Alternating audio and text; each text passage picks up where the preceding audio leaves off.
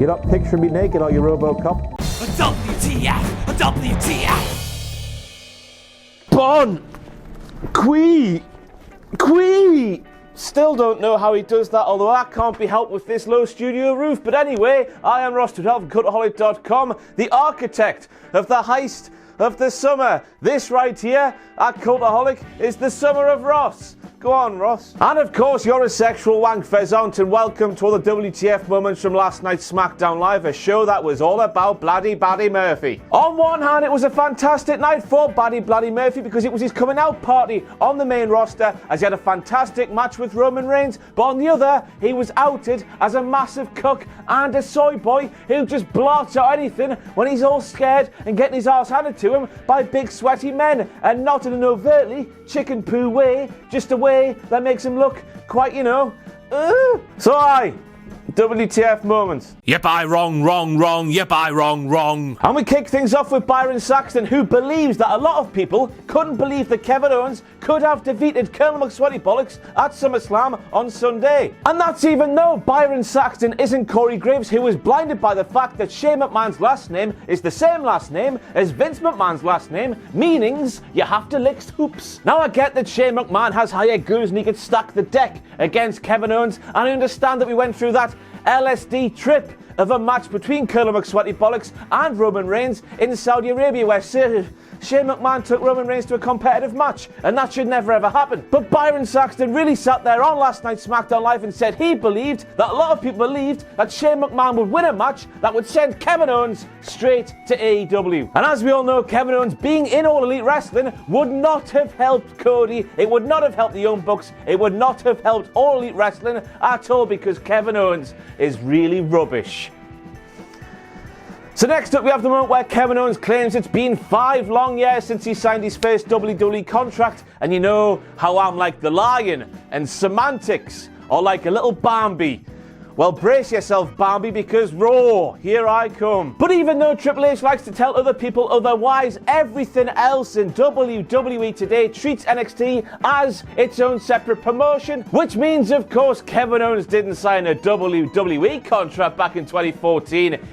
And you probably hate me for bringing this up, but the inconsistency between how NXT's tread some weeks towards the others does my nipples, and it makes them milk and everything. And next up we have the moment where Kevin Owens name-dropped Owen Hart live on WWE TV. And you don't hear Owen Hart's name being name-dropped all too often on WWE TV, so we've got to WTF it, in my humble opinion. Now, it's not my place to say anything, but all the way back at the Hall of Fame ceremony of 2018, Mark Henry said some things about Owen Hart that I wholeheartedly agree with. And because Mark said them, and I agree with them, go on, Mark. I told you, I warned everybody that hoofing the nads from Kevin Owens to the sweatiest bollocks, but the best bollocks in the world, gave Shane McMahon a route back into WWE TV. And guess what, boys and girls? This storyline, which of course was based on the real-life hatred of people like me and you having towards Shane McMahon, is going to continue. And I reckon the people backstage in WWE are thinking this Shane McMahon storyline is very much like Daniel Bryan's ascension towards WrestleMania 30. In that eventually when Shane McMahon's character does get killed off, it'll be one hell of a moment and the waiting will have paid off. But nah,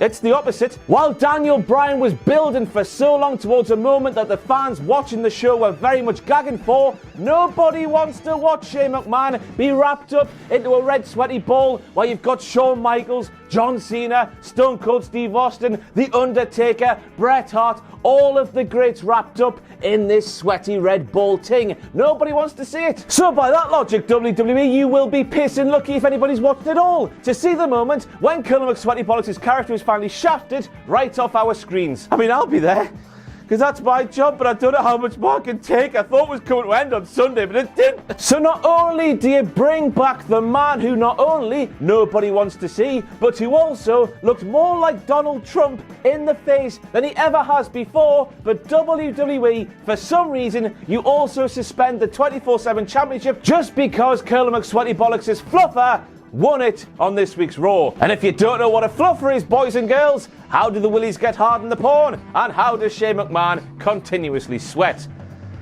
Elias wanks him off. I mean, how way, man, WWE, I thought you were way past these days where you would intentionally piss off the fans, but expect the fans to still come back wanting more of this intentional pissing offering. It was a double whammy in the worst possible way, and I don't know about you at home, but I have responded in a way more severe way than this to somebody who has done a lot less. So with that in mind, one more intentional thing just to piss off us fans, and I'll be on the plane to Stamford, Connecticut, Vince McMahon, to smack your bum, you bad boy. So Kevin Owens was fined $100,000 for putting his hands on Elias on Sunday at the SummerSlam, just like Lars Sullivan was fined $100,000. And I don't know about you, I just think it's interesting to see what WWE puts on the same sort of level with this kind of thing, don't you think? And I don't think you need me to tell you that one is way worse than t'other. But let me tell you something, for a man who was supposed to be an everyman, somebody we as fans can easily relate to, Kevin Owens must be one hell of a rich bastard. I mean, of course he is. He's been on WWE's main roster for just over 4 years at this point at a very prominent level. But his reaction to being fined $100,000, this everyman we can relate to so very easily, was to go, oh no man, that's a down payment on a house. That's me kids getting put through college. This is crap. And I don't know about you, but I would be on the floor drowning in a pool of my own piss and vomit if I had 100,000 smackaroonies taken out of my pocket, as if I've got that to begin with. But you know what I'm saying. If I had $100,000, I would buy you a house. It's a good song that, but anyway, Kevin Owens is way richer than we probably think he should be. And then this fact was compounded even more because Kevin Owens, immediately after being fined $100,000, made his fine $105,000 by smashing up a TV that looked like it cost nowhere near $5,000. It must be the best TV in the world. Does it still count as gimmick infringement when the person you're infringing on doesn't work for the same company anymore? Of course it does. Charlotte, what are you doing? You're in Canada, man. And then Ember Moon got in on the gimmick infringing by doing a code breaker, and then Corey Graves called it a code breaker. Has Chris Jericho died or something? Why was that match between Charlotte Flair and Ember Moon from last night's SmackDown Live feeling like some sort of a tribute match? And then to top it all off, there was a fan with a Chris Jericho head in the crowd on this Chris Jericho unintentional appreciation evening, and I feel like I've missed something massive, even though I know I haven't missed anything massive. But you know what I'm saying. And next up we have the moment where Aleister Black was wondering who has a debt to pay. It's Kevin Owens, pal. Were you not watching the show? And next up we have Tom Phillips, who reckons Baddy Bloody Murphy is no longer abiding by the weight restrictions put in place on 205 Live. Was he ever abiding by those weight restrictions, Tom? He's always been huge. Is that how that man says it? I don't know, but there you go. So as we know, we're always hearing about Roman Reigns being the current day locker room leader. He's great. He's a nice man. And he's always someone you need to be submissive to, but not in the way you're submissive towards a daddy. But anyway, over the past 2 weeks, I think the supposed locker room leader, this be-all and end-all, this wholesome man we should all aspire to be, has come across as quite a dick, really. As we all saw in last week's SmackDown Live, he waltzed into that SmackDown Live locker room. He saw the 205 lads warming up for their show. He saw a few of the SmackDown Live roster members minding their own pissing business, and he was like, hey yo, get the F out of my locker room or I'll beat your ass. And then this week he was like, who the hell is this guy? As Baddy Bloody Murphy had the gall, had the nerve to kick out of a silly Superman punch. He's The Rock from back in the day with Booker T, a disrespectful arsehole. Bad big dog, bad big dog. Made a grave mistake, Corey. Now this wasn't just Corey Graves, this was very much the narrative that was pushed on last night's SmackDown Live when we were told the Revival weren't happy with the New Day and the way the New Day carry themselves as the SmackDown Live Tag Team Champions. And I just don't understand it because over the last few weeks, maybe the last few months, the Revival have been all about the money, as Vince McMahon said way back in the day. And the New Day, to a man, must be pissing trillionaires due to the amount of tat they've sold over the last 5 years. Not to mention that brand new Skittles money, and not to mention, in Xavier Woods' case, but I guess Kofi and Big Wool get paid for their appearance as well, with Up Up Down Down. Revival, despite being quite jealous and pretty contradictory to your mantra these days, just respect the hustle the New Day have put in. In fact, you lads, you should do the hustle. He's not there. Adult circumcision. Randy Orton.